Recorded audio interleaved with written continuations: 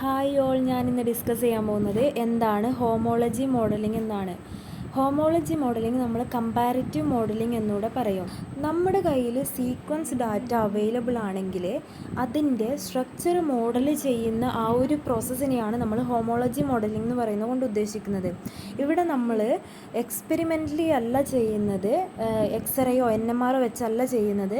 നമ്മളിവിടെ കമ്പ്യൂട്ടേഴ്സാണ് യൂസ് ചെയ്യുന്നത്. Computers use ചെയ്ത് ഒരു മോളിക്യൂളിൻ്റെ സീക്വൻസ് ഡാറ്റ വെച്ച് നമ്മളതിൻ്റെ സ്ട്രക്ചർ പ്രഡിക്റ്റ് ചെയ്യുന്നത്.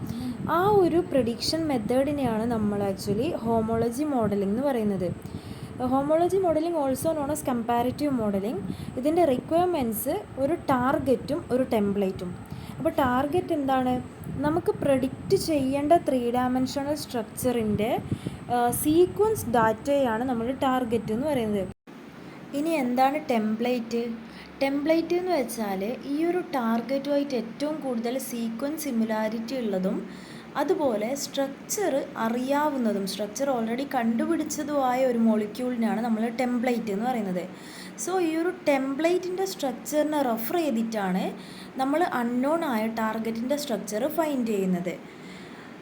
സോ ഇതിൻ്റെ കണ്ടീഷൻ എന്താണെന്ന് വെച്ചാൽ ഈ ടാർഗറ്റും ടെംപ്ലേറ്റും തമ്മിൽ മിനിമം 30% എങ്കിലും സിമിലാരിറ്റി ഉണ്ടായിരിക്കണം. അതാണ് ഹോമോളജി മോഡലിങ്ങിൻ്റെ കണ്ടീഷൻ.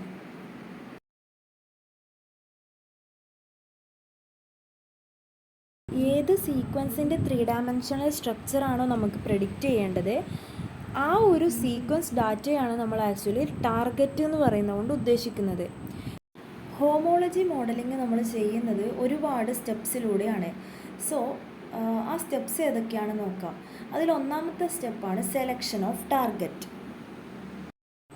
സോ നമ്മൾ ആദ്യം ടാർഗറ്റ് സെലക്ട് ചെയ്യുന്നു. എവിടെ നിന്നാണ് നമ്മൾ ആ ഒരു പ്രോട്ടീനിൻ്റെ അമിനോ ആസിഡ് സീക്വൻസ് എടുക്കുന്നത്? അത് നമുക്ക് nucleotide sequence databases available ആണ്. GenBank, DDBJ, EMBL.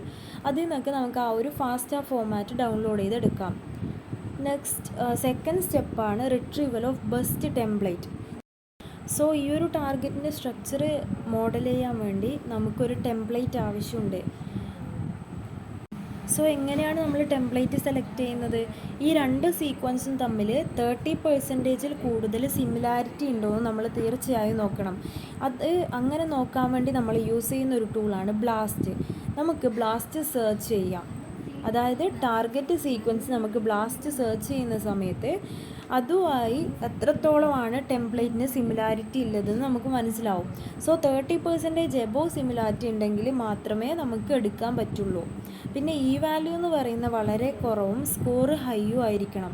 അതാണ് നമ്മൾ ബെസ്റ്റ് ടെംപ്ലേറ്റ് എന്ന് പറയുന്നത്. അടുത്തതാണ് നമ്മൾ സീക്വൻസ് അലൈൻമെൻറ്റ് ചെയ്യും.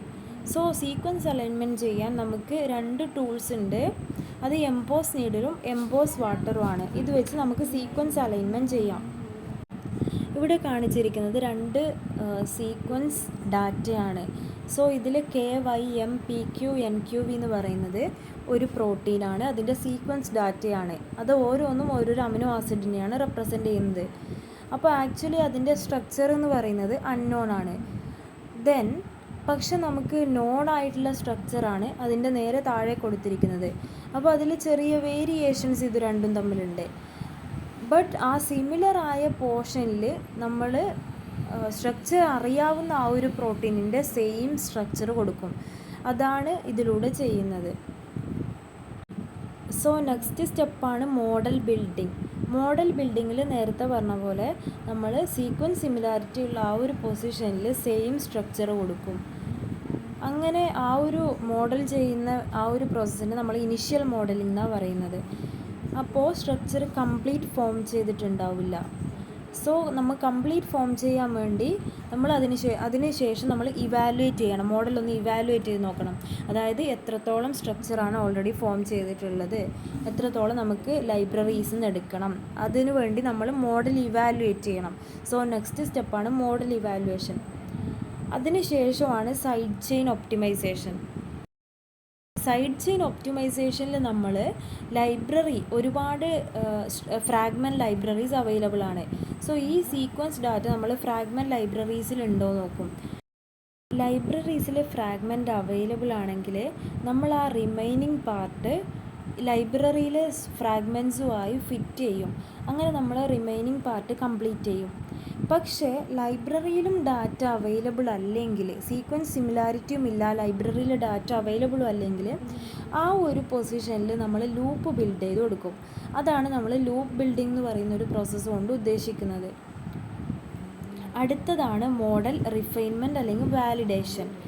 സോ ഫൈനൽ സ്റ്റെപ്പാണിത്. ഇത് നമ്മൾ മോഡലിനെ റിഫൈൻ ചെയ്യും, അതുപോലെ വാലിഡേറ്റ് ചെയ്യും. എത്രത്തോളം കറക്റ്റാണ് ഈ ഒരു മോഡൽ എന്നുള്ളത് നമ്മൾ ഇവാലുവേറ്റ് ചെയ്യും, അതുപോലെ വാലിഡേറ്റ് ചെയ്യും.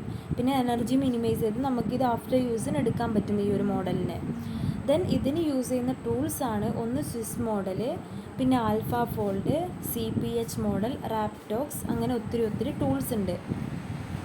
അപ്പോൾ ഇത്രയേ ഉള്ളൂ ഇന്നത്തെ ക്ലാസ്. Thank you.